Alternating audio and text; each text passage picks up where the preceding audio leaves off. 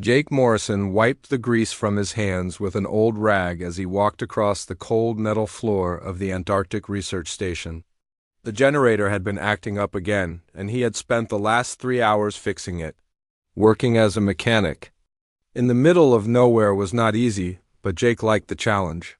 He had been at Omega 7 Station for 2 years now, keeping all the machines running in temperatures that could kill a person in minutes. The radio on his belt crackled to life.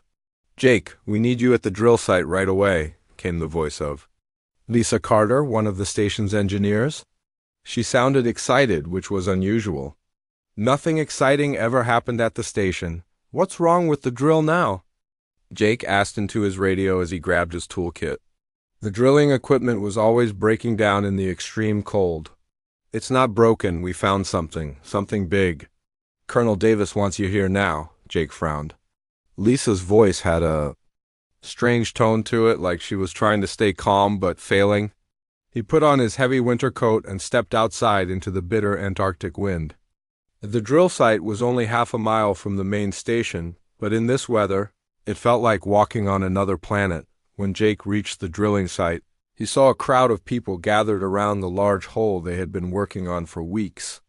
The drill was supposed to take ice samples from deep underground, but it had stopped working 3 days ago.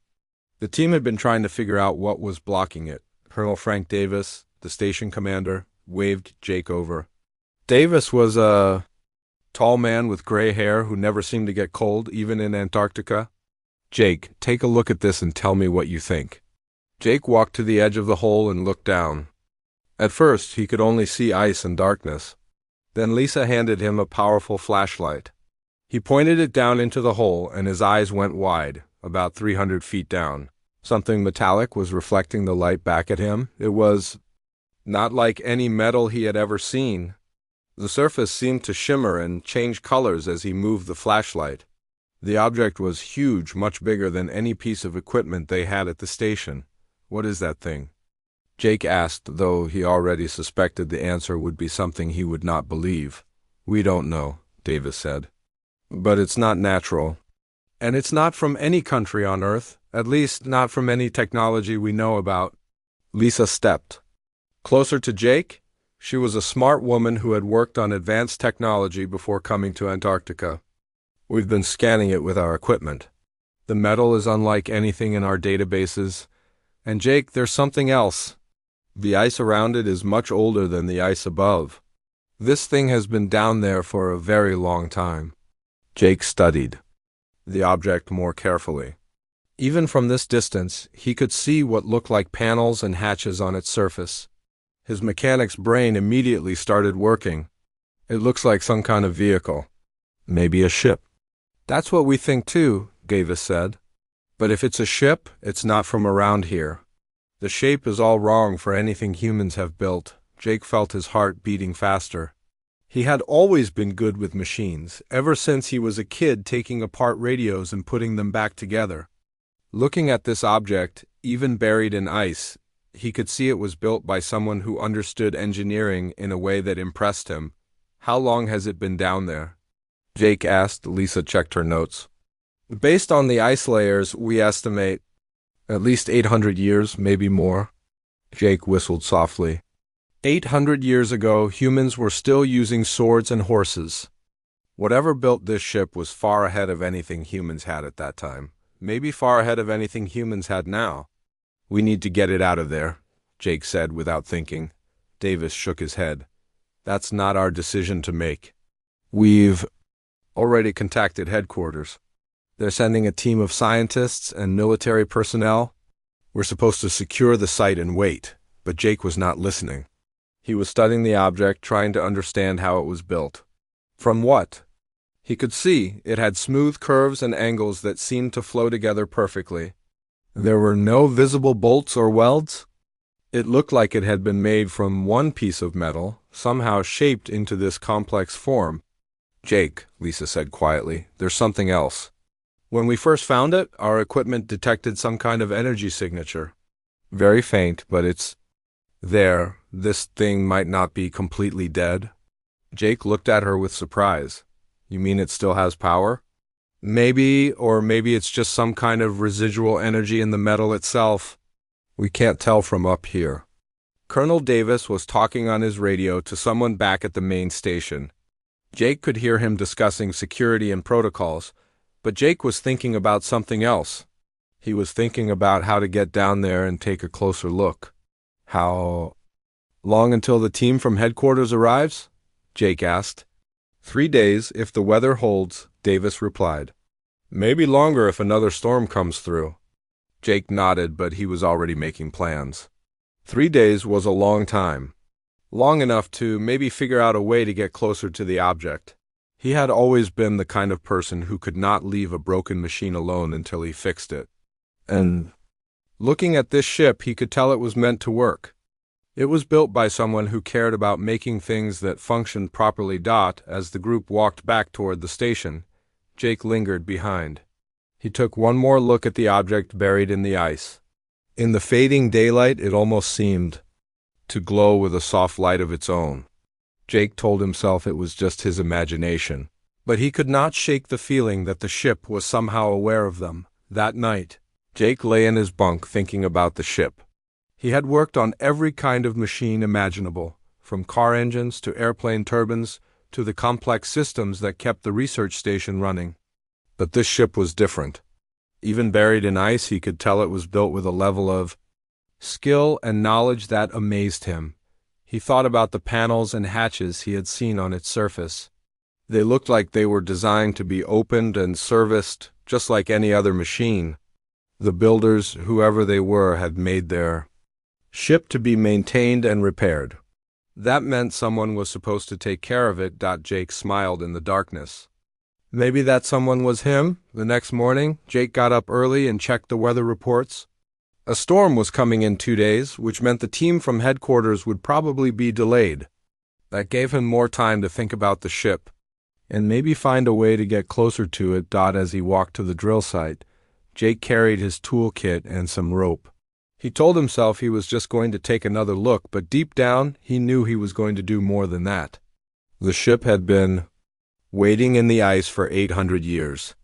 Maybe it was time for someone who understood machines to finally answer its call. Jake waited until the evening shift changed before making his move. Most of the station crew would be having dinner or resting in their quarters. He had spent the day thinking about the best way to get down to the ship without anyone noticing. The drilling equipment was still set up around the hole, and he knew how to operate the winch system. He gathered his tools and some portable heaters from the equipment storage. If he was going to work on the ship, he needed to melt some of the ice around it first. Jake also grabbed a battery-powered generator and some lights. Whatever he found down there, he wanted to be able to see it clearly. The walk to the drill site felt longer in the dark. The Antarctic wind howled around him, but Jake was used to working in harsh conditions. He had learned long ago that machines did not care about the weather. They just needed someone who understood them. When Jake reached the hole, he set up his equipment carefully. He attached the winch cable to his harness and lowered the heaters down first. Then he slowly descended into the ice, his heart beating fast with excitement and fear. The trip down took longer than he expected. The walls of the hole were smooth ice, and his flashlight beam danced across them as he went deeper. Finally, after what felt like forever, his feet touched something solid. He was standing on the ship. Jake unhooked himself from the cable and looked around. Up close, the ship was even more impressive than it had seemed from above. The metal surface was perfectly smooth, without any scratches or damage, despite being buried in ice for centuries. Jake ran his hand along the hull, and it felt warm to the touch, which was impossible in this cold. He set up his heaters and lights, then began melting the ice around what looked like an access panel. The ice came away easily, revealing intricate patterns carved into the metal. The patterns seemed to move and shift when Jake was not looking directly at them, but when he focused on them, they stayed still. As more ice melted, Jake found what he was looking for. There was definitely a hatch or door of some kind, though it did not look like any door he had ever seen.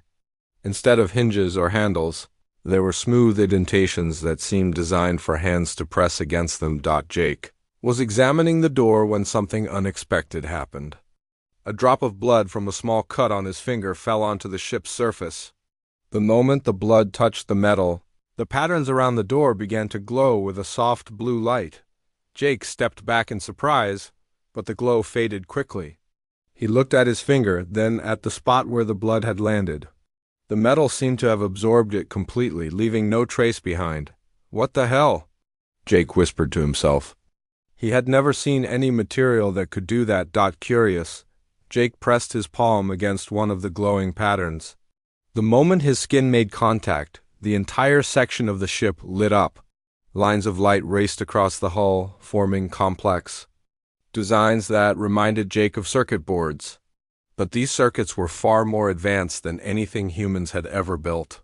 The door began to open with a soft hissing sound. Jake grabbed his flashlight and tools, ready to run if needed. But instead of danger, he found himself looking into a corridor that seemed to go deep into the ship. The walls were smooth and curved, and there were more glowing patterns running along them. Jake took a deep breath and stepped inside. The air was stale but breathable. As soon as he entered, lights began turning on automatically, illuminating the corridor ahead of him.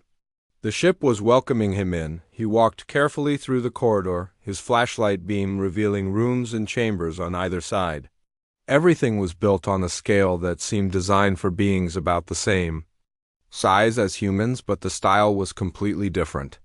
The walls curved and flowed in ways that seemed both artistic and functional. Jake found what looked like a control room near the center of the ship. Banks of strange panels lined the walls, covered with symbols that meant nothing to him. But even though he could not read the symbols, Jake could tell this was where the ship was controlled from. His mechanical instincts told him which panels were for navigation, which were for power, and which were for life support. In the center of the room was a chair that looked like it had been grown rather than built. It was perfectly shaped to fit. A humanoid body with connections and interfaces built into the armrests. Jake approached it carefully, but as he got closer, some of the panels began to glow softly. Jake had brought his portable generator with him, and he decided to try something. That might have been foolish.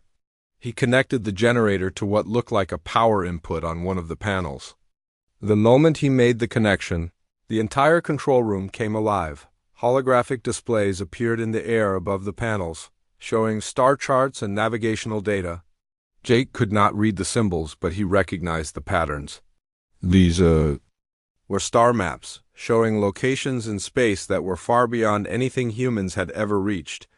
One of the displays showed what looked like Earth, but it was marked with symbols that Jake did not understand. Other displays showed different solar systems, some marked in green, others in red. Jake had the feeling he was looking at a map of friends and enemies scattered across the galaxy. As Jake studied the displays, he noticed something moving in one of them. It was a representation of space near Earth, and there were small objects moving between the stars. Ships, Jake realized. And they were heading toward Earth. Jake tried to interact with the displays, touching them and moving his hands through the holographic images. Some of them responded to his touch, zooming in to show more detail. Others seemed to require commands that Jake did not know how to give. After working with the displays for almost an hour, Jake made a discovery that changed everything. One of the panels showed what looked like a crew roster with images of the beings who had operated this ship. They were humanoid, but taller than humans, with longer limbs and larger eyes. Their skin looked pale and smooth, and they wore clothing that seemed to be made of the same material as the ship itself. But what caught Jake's attention was not their appearance. It was the fact that several of the crew members were still aboard the ship. The panel showed their locations, and their status was listed as something that Jake interpreted as hibernation or sleep. Jake stared at the display, trying to understand what he was seeing. The crew of this ship was still alive, sleeping somewhere deeper in the vessel. They had been waiting for centuries for someone to wake them up. Jake realized that his simple desire to fix a broken machine had led him to something much bigger than he had imagined. This was not just a crashed ship. It was a vessel full of living beings from another world, and they had been waiting for someone like him to find them. He looked around the control room, understanding now that everything he had done had been preparing the ship for this moment. The blood that had activated the door, the power connection that had brought the systems online, the displays that were showing him the ship's purpose, it was all connected. Jake Morrison, a simple mechanic from Earth, had just made first contact with an alien species, and judging by the star charts and the approaching ships in the displays, this contact was going to change everything for humanity. The ship's systems hummed quietly around him as Jake stood in the control room, trying to decide what to do next. He could go back to the surface and report what he had found, or he could go deeper into the ship and try to wake up the sleeping crew members. Jake looked at his tools and his generator, then at the alien displays showing the approaching ships. Whatever was coming toward Earth, these sleeping aliens might be the key to understanding it. And Jake was the only human who knew they were here. He made his decision. Jake Morrison was going to wake up the aliens. Jake spent several minutes studying the control panels, trying to understand how to navigate deeper into the ship. The holographic displays showed him a map of the vessel, with different sections marked in various colors. The sleeping crew members were located in what looked like a medical bay near the back of the ship. As Jake moved through the corridors, he noticed something strange happening. The ship seemed to be responding to his presence in ways that went beyond simple motion sensors. When he approached a sealed door, it would open before he reached it. When he needed light in a dark area, the illumination would increase automatically. It was as if the ship was reading his intentions and helping him. Jake found this both fascinating and slightly unsettling. He had worked with smart machines before, but nothing that seemed to understand what he wanted before he asked for it. The ship's artificial intelligence, if that was what it was, operated on a level far beyond anything humans had created. The corridor leading to the medical bay was longer than the others, and Jake noticed that the walls here were covered with different symbols. These looked more like pictures than the abstract patterns he had seen elsewhere. They showed beings working on machines, repairing systems, and maintaining technology. Jake realized he was looking at a history of the ship's builders, and they were clearly a species that valued mechanical skill highly. One image caught his attention. It showed a figure with long, slender hands working on what looked like a ship's engine. The figure's posture and the way it held its tools reminded Jake of his own work habits. These aliens, whoever they were, approached machinery the same way. Jake did, with respect, patience, and an intuitive understanding of how things should work. When Jake reached the medical bay, he found 3 chambers that looked like sophisticated sleeping pods. Each chamber had a transparent cover that allowed him to see inside. The beings sleeping within matched the images he had seen on the control room displays. Tall, pale, and clearly not human, but unmistakably intelligent. Jake approached the nearest chamber and studied the control panel beside it. The symbols were different from those in the control room, probably medical terminology that Jake could not understand. But the basic function was clear. These were life support systems keeping the aliens alive while they slept. Jake noticed that all 3 chambers showed warning indicators. The life support systems were running low on power and would fail soon if nothing was done. The aliens had been sleeping for centuries, but their time was running out. Jake connected his portable generator to the medical bay's power system, just as he had done in the control room. The moment he made the connection, the warning indicators changed from red to amber. The life support systems were getting more power, but Jake could tell his small generator was not enough to fully revive the sleepers. As Jake worked on the power connections, he felt the ship responding to his efforts. Systems throughout the vessel were coming online, drawing power from his generator and somehow amplifying it. The ship was designed to work with whoever was maintaining it, multiplying their efforts and making their work more effective. Jake realized that this was the key to understanding the ship's technology. It was not just a machine that could be operated by anyone. It was designed to bond with beings who understood mechanical systems instinctively. The ship could tell that Jake was someone who cared about making things work properly, and it was helping him succeed, working together with the ship's systems. Jake managed to restore enough power to begin the revival process for one of the sleeping aliens. He chose the chamber in the center, which seemed to contain the individual with the most elaborate clothing and equipment. Probably the ship's captain or leader, the revival process was slow and careful. The chamber's systems gradually warmed. The sleeping figure while adjusting the atmosphere and checking vital signs. Jake watched the displays, seeing biological readings that meant nothing to him but looked healthy and stable. After almost an hour, the chamber's cover opened with a soft hiss. The alien inside stirred, took a deep breath, and slowly opened its eyes. When it saw Jake standing beside the chamber, it showed no fear or surprise. Instead, it looked at him with what Jake interpreted as curiosity and perhaps gratitude. The alien sat up slowly, moving with the careful motions of someone who had been still for a very long time. It was taller than Jake, with longer limbs and larger eyes, but its proportions were close enough to human that Jake felt comfortable around it. The alien's skin was pale and smooth, almost luminescent in the chamber's light. Jake pointed to himself and said, "Jake."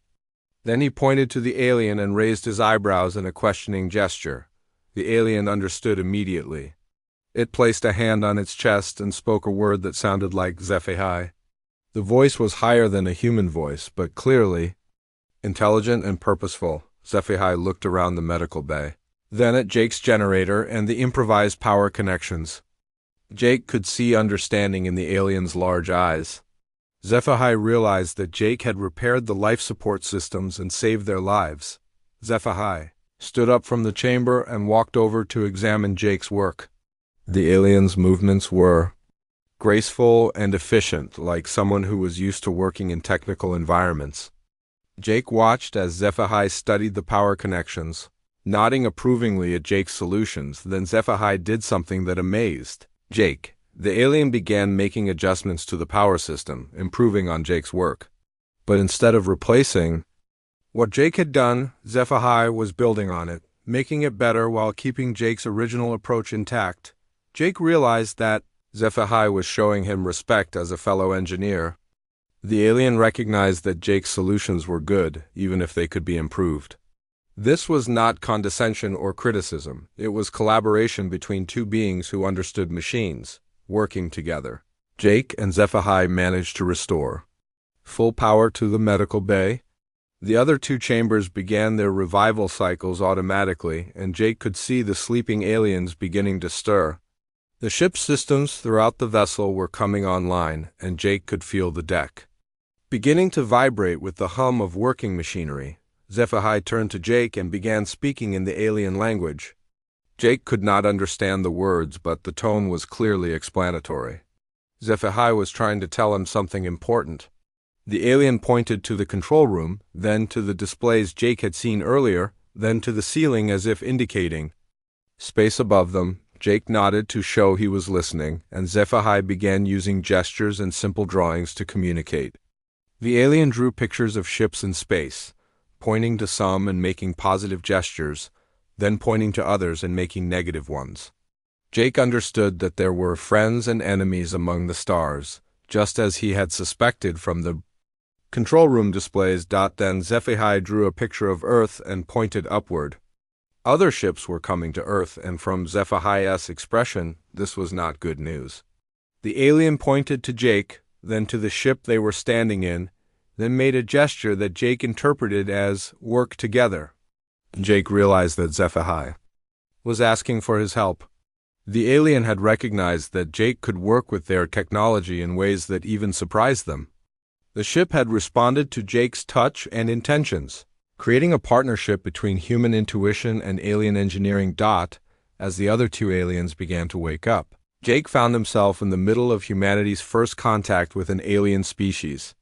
But this was not the formal diplomatic meeting that governments and scientists had always imagined.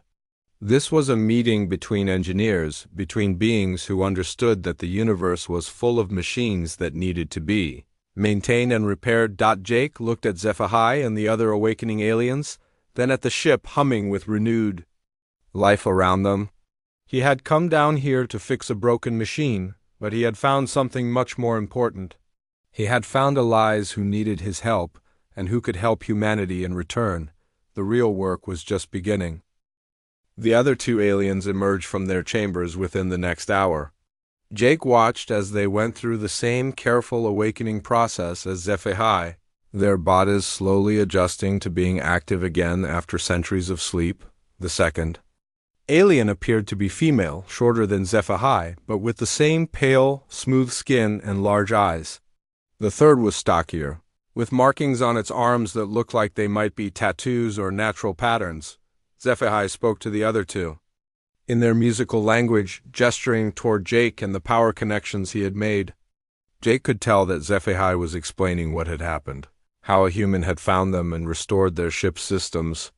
The other two aliens looked at Jake with expressions that seemed to mix surprise, curiosity, and something that might have been hope. The female alien approached Jake and spoke a word that sounded like Cathara. She pointed to herself, then to Jake, then made a gesture that Jake interpreted as a greeting or a thanks. The stockier alien introduced himself with a name that sounded like Vorndak. His voice was deeper than the others, and he seemed to be examining Jake's work with professional interest. HFY led the group back to the control room, where the holographic displays were still showing the star charts and approaching ships. Jake noticed that the displays had changed since he had first seen them. The ships heading toward Earth were closer now, and there were more of them. Whatever was coming, it was getting nearer. HFY began operating the controls with practiced efficiency, calling up different displays and charts. Jake watched carefully, trying to understand how the alien technology worked. The controls responded to touch, but they also seemed to react to the aliens' intentions. Just as they had reacted to Jake's needs earlier on one of the displays, HFY showed Jake images of a species that looked nothing like the three aliens in the room. These beings were larger, with thick, dark skin and multiple arms. They moved in ways that seemed aggressive and violent. Their ships were angular and cruel-looking, built for destruction rather than exploration. HFY pointed to these images and spoke a word that Jake did not need to have translated. The tone made it clear that these were enemies. HFY drew a finger across his throat, then pointed to the images of destroyed worlds that appeared on the display. These beings, whoever they were, killed everything they encountered. Jake felt a chill that had nothing to do with the Antarctic cold. He pointed to the display showing Earth, then to the approaching ships, then back to the images of destruction. HFY nodded grimly. The destroyers were coming to Earth, and they would show no mercy to humanity. But then HFY did something that gave Jake hope. The alien called up images of other worlds, other species that had survived encounters with the destroyers. These survivors all had one thing in common. They had learned to work with technology in ways that surprised even the aliens who had built it. They had taken existing machines and made them better, more efficient, more powerful. HFY pointed to Jake, then to the ship's systems, then to the images of the survivors. Jake understood. The aliens had been searching for species like humanity, beings who could take their technology and improve it. The ship had been part of a scouting mission, looking for potential allies in the war against the destroyers. Cathara began showing Jake other displays, these ones showing the technical specifications of various alien technologies. Jake could not read the symbols, but he could understand the diagrams and schematics. These were weapons, shields, and propulsion systems far beyond anything humanity had developed, but as Jake studied the displays, he began to see ways that the designs could be improved. His mechanical intuition told him that some of the systems were more complicated than they needed to be. Others could be made more efficient with simple changes. The aliens had built amazing technology, but they had built it according to their own way of thinking. A human perspective might be able to make it even better. Jake pointed to one of the weapon designs and made a gesture suggesting modification. He traced his finger along the schematic, showing how the power flow could be redirected to increase efficiency. HFY watched carefully, then called up a simulation of Jake's suggestion. The simulation showed that Jake's modification would increase the weapon's power by almost 30% while using less energy. The three aliens looked at each other with expressions of amazement. Jake had just improved their technology in a way they had never considered. Vorndak pulled up more schematics, this time showing ship designs. Jake studied them carefully, seeing ways to improve the hull structure, the engine efficiency, and the defensive systems. Each time he suggested a modification, the aliens ran simulations that confirmed his ideas would work better than their original designs. Jake realized that this was why the ship had responded to him so readily. The aliens had built their technology to work with beings who could think about machines in new ways. They had been hoping to find species that could take their designs and make them better. Humanity, with its talent for adapting and improving technology, was exactly what they had been looking for. The aliens began showing Jake recordings of their own species' history. They called themselves the Valeth, and they had once been a peaceful race of engineers and builders. They had created beautiful cities and amazing machines, spreading slowly across the galaxy and sharing their knowledge with other species. Then the destroyers had come. The recordings showed world after world falling to the aggressive species, their cities burned and their people killed. The Valeth had fought back, but their peaceful nature had made them poor warriors. They had built powerful weapons, but they had not built them with the ruthless efficiency that war demanded. The Valeth had realized that they needed allies, species that could take their technology and use it in ways they had never imagined. They had sent out scout ships to find such species, but most had been destroyed or captured. HFY's ship had been one of the last, and they had been forced to crash land on Earth when the destroyers had followed them. The Valeth had gone into hibernation, hoping that the planet they had found would eventually develop intelligent life that could help them.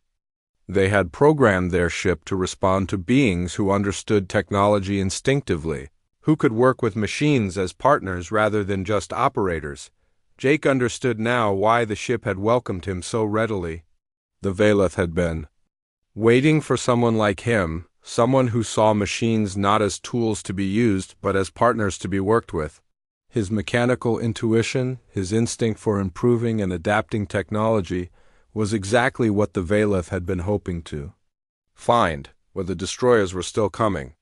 The displays showed that the enemy ships would reach Earth within days, not weeks. Humanity had no idea what was approaching, and even if they did, they had no weapons that could stop an interstellar invasion fleet. HFY turned to Jake and began speaking urgently.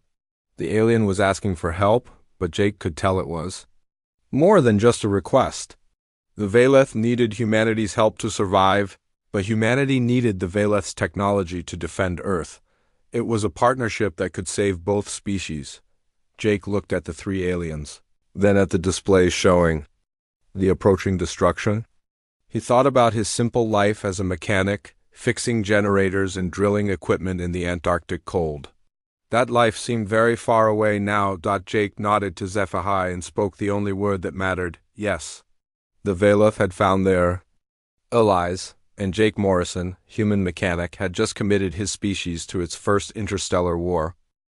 Jake spent the next several hours working with the three Valeth to bring their ship to full operational status. What amazed him was how quickly he understood their technology once he started working with it directly. The ship's systems seemed to teach themselves to him, showing him how they worked and how they could be improved. HFY worked alongside Jake, watching with fascination as the human made modifications that improved the ship's performance. Jake rerouted power systems to be more efficient, adjusted the engine configuration to provide more thrust, and even modified the weapons to fire faster and hit harder. Each change Jake made was small, but together they transformed the ship into something more powerful than it had ever been. "Your species has a gift," HFY said, speaking in heavily accented but understandable English. The Valeth had learned human languages from the ship's sensors, which had been monitoring Earth's radio signals for years. "You see machines not as they are, but as they could be." Jake paused in his work on the navigation system. "We just like to fix things and make them better. It's what humans do."